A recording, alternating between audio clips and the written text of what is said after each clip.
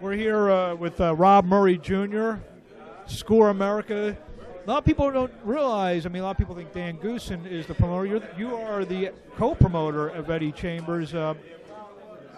Next Saturday night, it's, a long journey. A long journey is, ready for the next phase. That's fitting. Long journey is definitely fitting. It's been going on 9 years since, Eddie first came to the city.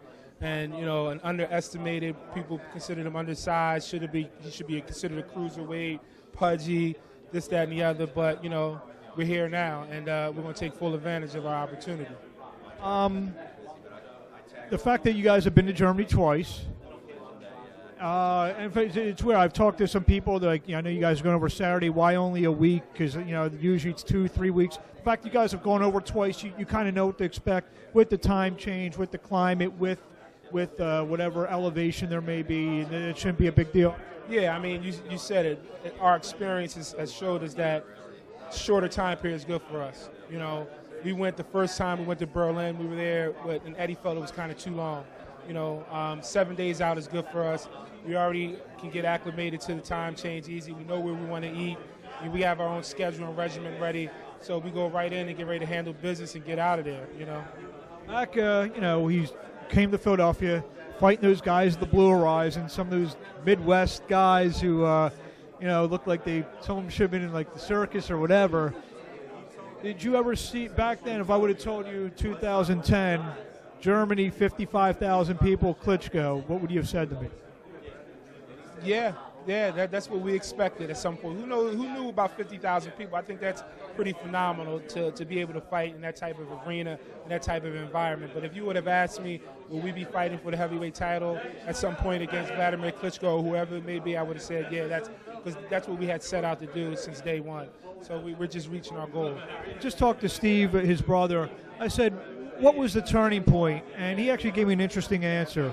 He said the Povetkin loss was the turning point. That's when he knew. Because I asked him, was it the Gwynn fight? Was it the Brock fight? One of those step-up fights. He actually considered the loss to be the turning point when your dad went from, the desk to the corner, in terms of being the manager, now manager and trainer.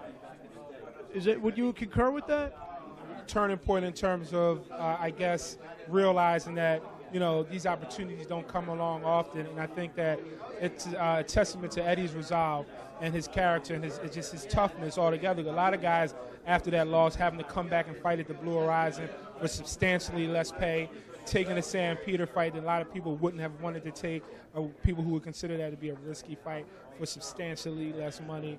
That a lot of people would have been like, you know what, nah, this is not the road I want to travel. But it's just a testament to his character and who he is and what this team's really about. So, yeah, I think after the loss, he realized that, I have to step it up, and take this thing to another level, and he's done that. You think he needed that loss maybe? So a lot of these, like Teddy Atlas to say, everyone needs to lose maybe once before they hit the big time? I put it in perspective for him. I think a lot of fighters try to hold on to that zero, and you see how a lot of guys are moved in this game, and 32, 31, and 0, and you're like, who's he fought?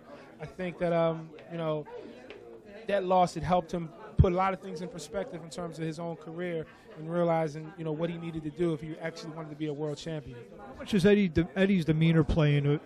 You would never know if he's mad, sad, if he won or lost.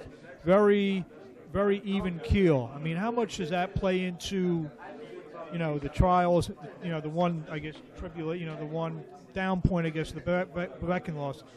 How much does that play into where he is today and overcoming, going to Germany, and he was a big underdog against Dimitrenko, and we all saw what happened there. Eddie's a consummate professional. He's stoic a lot of times. You're never going to read into him a whole lot. And that's just the type of person he is, how he grew up, how he was raised in the boxing, how his father raised him in this boxing game. So you can't look into those type of things with him too much. I always say, you look at Eddie and you think you can beat him. He just has that type of personality. But I think it works to his benefit. I think he's the consummate underdog and always underestimated. So, it's worked for him thus far. He did guarantee me the first challenge after he wins his fight, so I may have to talk. I'm sure he'll hold you to it. I've been asking him for predictions. Obviously, we know yours. The question I ask you is how, when, and where. I think if Eddie does what he can do, what he has trained to do, and what we know his God-given ability is, regardless of how it turns out, whether it's a knockout or a decision, I think he'll be the winner that night.